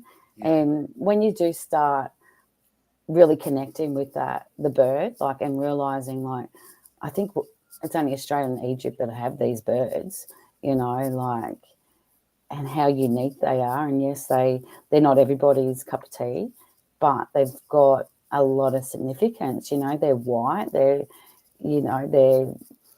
It's the opposite to the black and white that we see a lot, But yeah, they are messy birds. They do get up on my patio and, get into the dog food and whatnot. But also they've got a really good energy about them. I welcome them into my yard. I'm probably the only one in the whole street that does that. That's awesome. I love it. Yeah. I laughed at you. I laughed with you because, not at you. You said it's not my cup of tea. And the way I learned about this bird was when I was in my very early 20s, where I lived. The coffee brewing, cooking place in the area was called Ibis. And straw ibis was their original. And so when you said not my cup of tea, I was like, okay, I have to know now. It took you back to then. Yeah. Yeah. See, it's all connected. Absolutely all connected. Yeah. So, but yeah, the other bird, I mean, we're very fortunate with birds, but Kirsty's got some beautiful pictures I've told her to put up on Telegram. I don't know if she has or not, from yesterday when she was feeding the birds. And you did put them up? Yeah, I put the cool. lorikeet ones, yeah. Yeah, because I guess they are a very unique bird, and we are very spoilt with these rainbow birds, and you just expect everybody has rainbow coloured birds, but apparently not. No. So. Where did you put them? Do you mind if I show it to people? You They're on your general page. Is it okay if I share it with them? Yeah. Amazing, because the feathers on his head, they're iridescent, but it's the blue. And it's your crown chakra colours, it's your throat chakra colours, it's painted. It's all of them, yeah. Okay, here we go. Pretty cool. Let's see if it works. Can you see that? I can't see it. No. Well, it says it is working, and then I can stop sharing. But this is a very, very beautiful bird. Thank you. I'm going to take the stop sharing off. I'm surprised you guys can't see it. So we'll see what happens.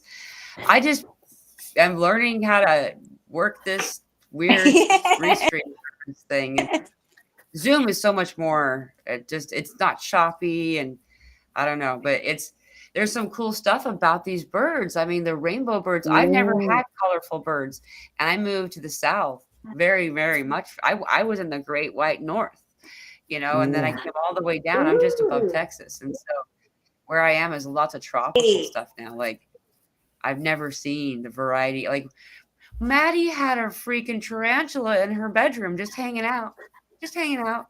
It was more afraid of her than she was of it. It was like all clumped up and like, so I was able to put a cup over it and, carry it out. But like we have scorpions and stuff around here. There's little scorpions, but like it's crazy. And like the colorful birds, the woodpeckers have the redheads, and there's cardinals, and there's, Yes. I never had that before where I ever.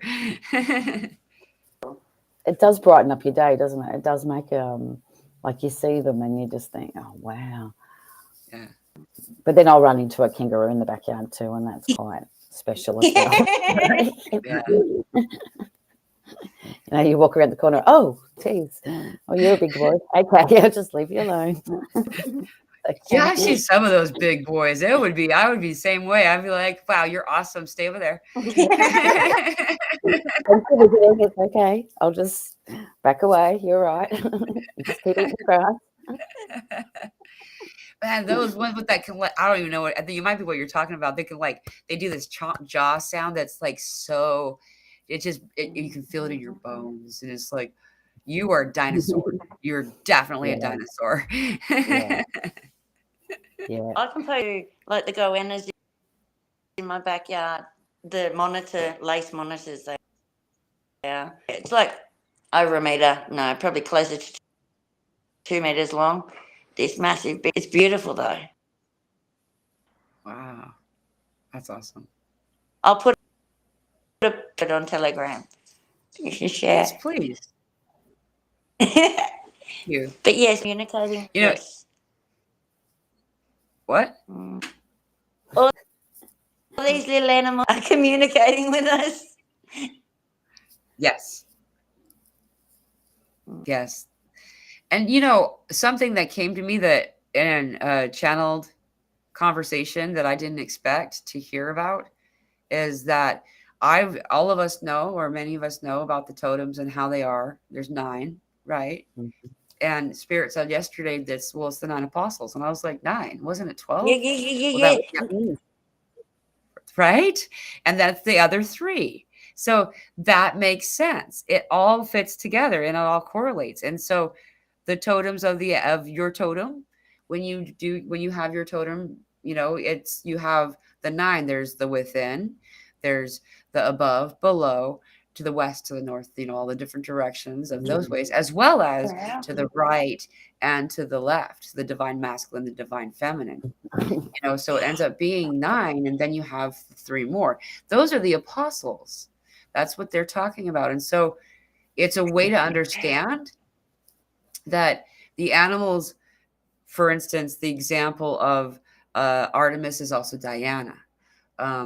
And then also, if you go farther down, you'll also find that a lot of this connects to other divine feminine energies that could be named someone like Gaia, or Titania is another example of Artemis. That's like, these types of different energies. Same thing here with the animals. So that's why I believe in the ancient Egyptian depictions of some of these, like Thoth, like Horus, like you'll see usually there's an animal, right? Because they're showing that the 9 apostles, the 12 apostles, are connected with the animal to help you understand, it's communicating with you in all directions, as above, so below, and all the way in between. Where I live right next to a place called Midland, and that translates as Midgard. So like, You said, I got to bring this up. I can't not. You said this stuff about the Egyptian stuff, and where I live, there's the same thing. It's identical. So identical that it's hard to allow ourselves to dismiss the likelihood that these continents were connected right there. That was where they were connected at. You know what Correct. I Yeah. mean? Yep. 100%. Texas Yeah. tea. Yep. You. What was that, Kirsty? Okay. She's Texas tea. Horace. Okay. I want to get this. Okay, no, I want to get this. Where I am and where she two teas. Yeah, but they're not teas. They're just two power. Two Chris. No one gets it.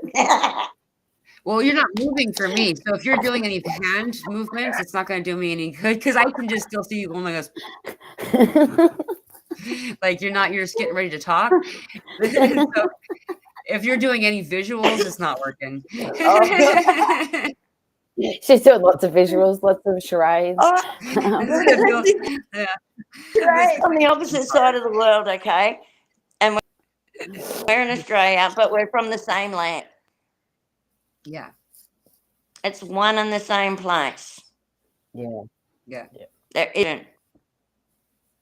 Yeah. In fact, the dragon that's under the water is connected still because if you look at the Google Earth, you can actually see that the tail actually connects to where I'm at in this part of this continent. Like, so the underground dragon is fully connected this way too. Like it didn't break away, you know. No, it's just perception, isn't it? It's just the surface, what we see on the surface, the surface level. Mm-hmm. And once you dig a little bit deeper, then you realize there's a lot more to it than just the surface level. Yeah. Yeah. Yeah. And there's a lot more deeper. Well, soon it will be. Look, as Midgard's coming. Like, yeah, that's right. Those Have a connection. Yeah, the Midgard stuff's fun because this all connects actually to what you mentioned in the beginning, and we will have to get going in a little bit here, but you just kind of full circle a little bit. You brought up the Scottish stuff, and like Douglas Tower is named Douglas Tower after my ancestor that died there, by the way, who was hardy, and because he was a hard person, this particular line and where my last name came from is the second hand of William or the Bruce that you see in the example in Braveheart. And so the Knight's Guard is my ancestral line. They actually started it, so like it was son to son to son for a long time, and anyway, it's funny because the reason they named my family line that person Hardy was because they tried to kill him over and over again and he just wouldn't die. And it echoes back what my life has been. But I find I'm bringing up these little facts because I feel like it's gonna click with y'all because of like there's something more about what that we showed in those visuals is that you'll find that everybody that comes in audience of this conversation, including the three of us, have this connection. It just works that way. There's something that is meant to be triggering of that. For that triggering is activation, like we said earlier. And, it brings up a lot of different code. I'm definitely going to go back and watch this. And now that I know Kirsty's been moving this whole time, because seriously, she's still sitting at the table, like not moving. And like, you've done so well to see, like, have her frozen in front of you that whole time and keep moving on. It's hard to keep eye contact. I'll look down when she's talking because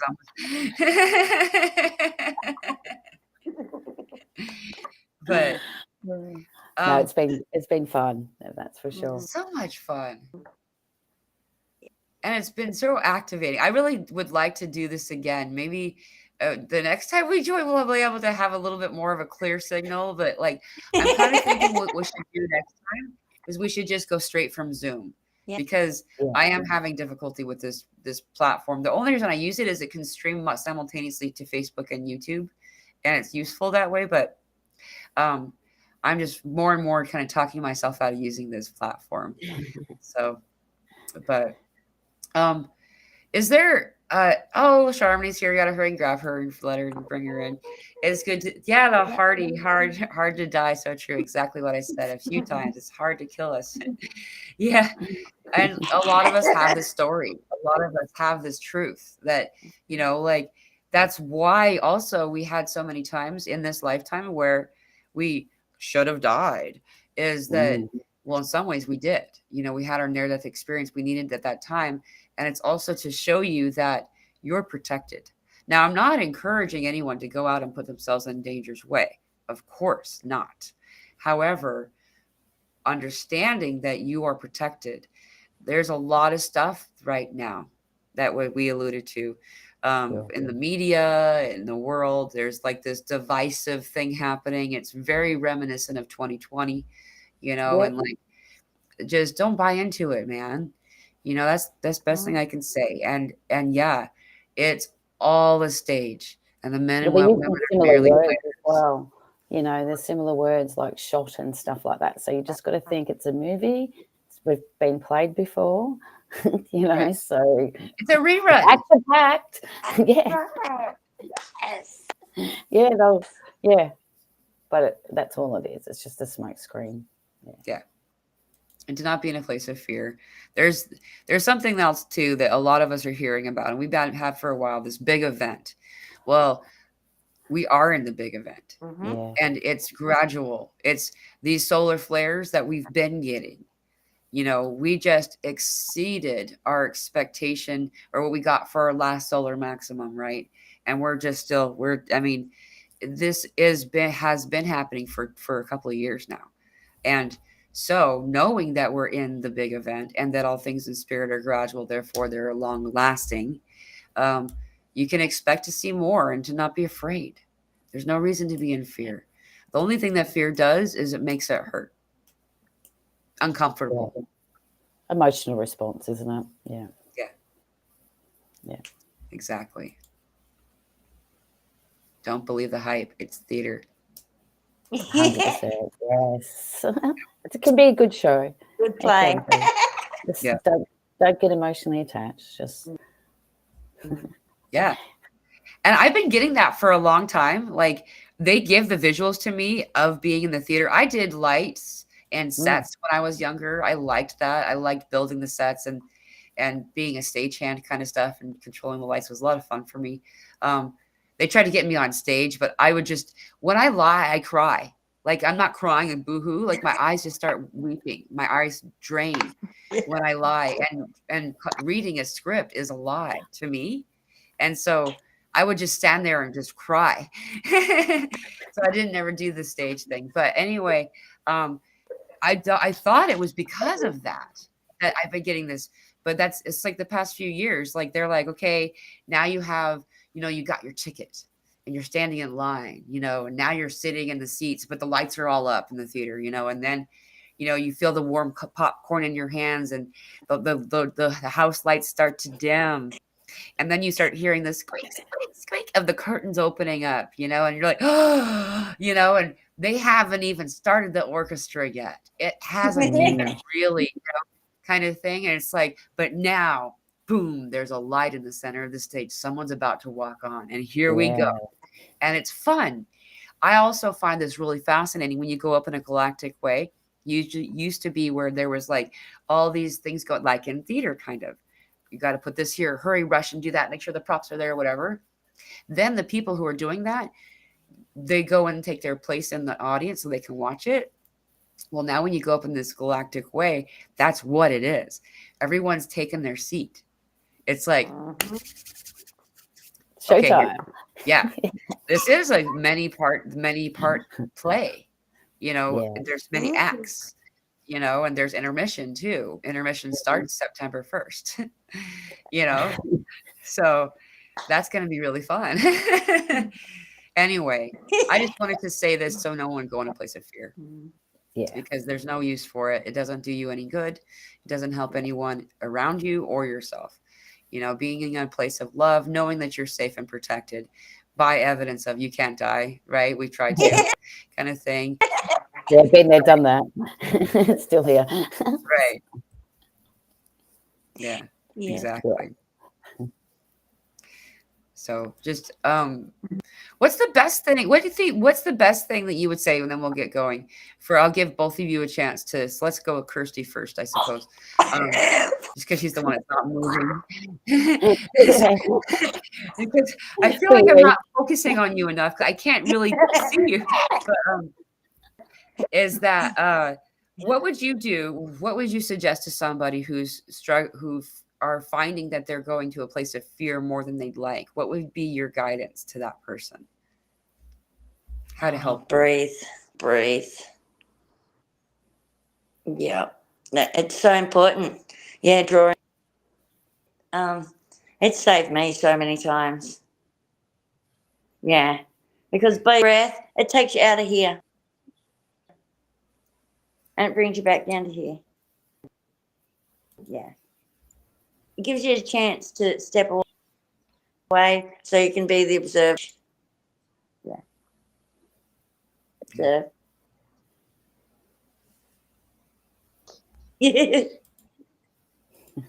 Thank you.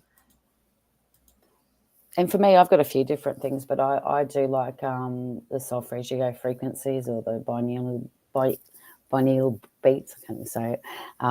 Or just using something to, if it's crystal, sit with them to sort of, feel into what you're feeling. Like acknowledge what you're feeling. That's where I think you start. You acknowledge what you're feeling, okay, and then you start looking at where have I got the evidence in my life that that's false, you know what I mean? So it's about eliminating where you felt like this before. What have you done before to, you can get out of that. It's only temporary, it's probably not even yours. It's probably collective energy. It's, and at the end of the day, it's acknowledging how you feel, I believe. Once you acknowledge how you feel, okay, I've got some anxiety. Okay, why is that? Especially if you don't live in that place much anymore. We're going to notice that, when it does come up for you. I used to live in that place a lot back in the day, and now it doesn't happen. So when it does come up, I was like, oh, all right, what am I feeling? Yeah. Okay, is it happening right now? No. Am I, you use that word safe. I mean, you can also, again, it's got a few different meanings to it. You can put yourself into a safe as well as are you safe? So it's, some people don't like that word when you use it. So it's just a matter of just acknowledging, I believe, and, we have been here before. We have done this before. We've been in, life and death situations before, and you've come through it. So right. It's just the false evidence appearing real, isn't it? Right. Or fuck everything and run. Yeah, that's it. Yeah. Sometimes it is. Sometimes it is fight, and that feels more real. Yeah. Sometimes that response is the right one as well. So, it is really about acknowledging what is going on in that actual moment. Right. Yeah.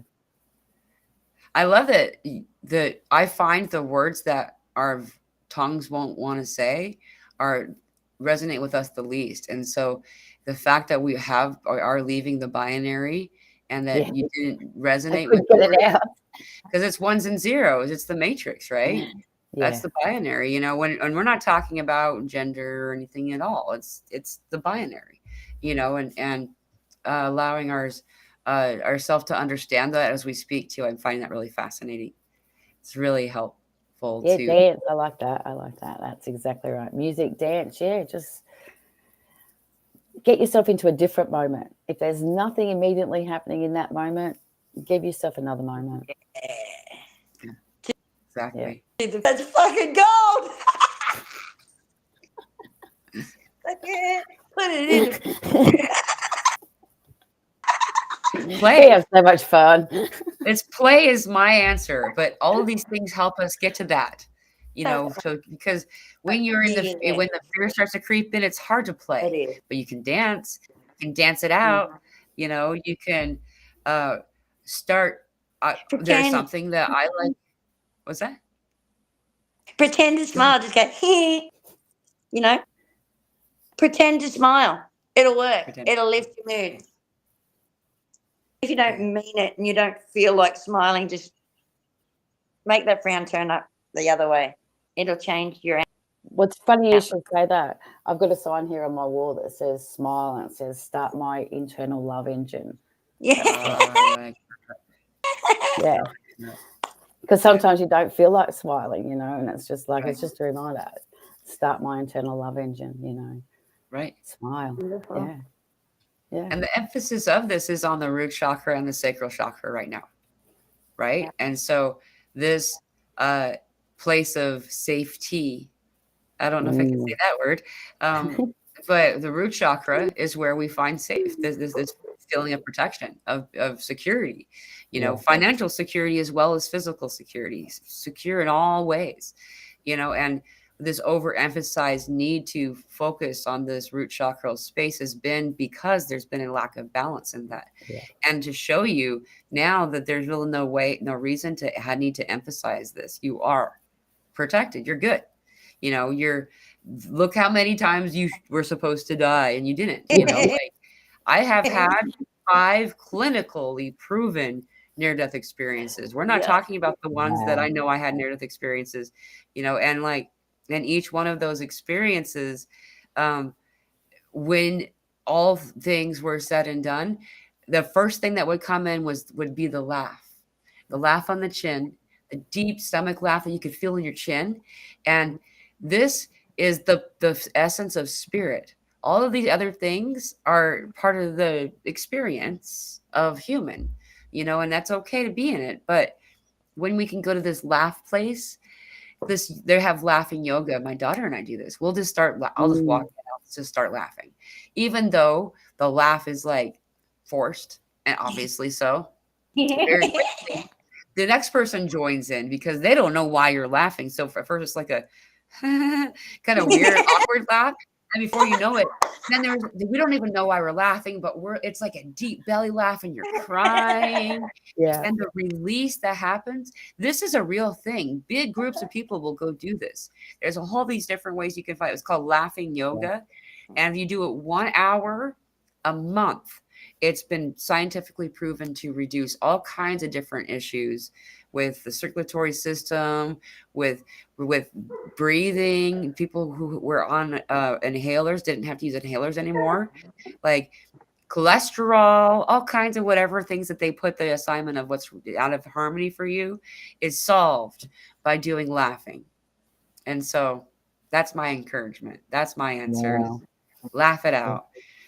And usually I laugh at myself when I'm dancing. That's why it works so well. So,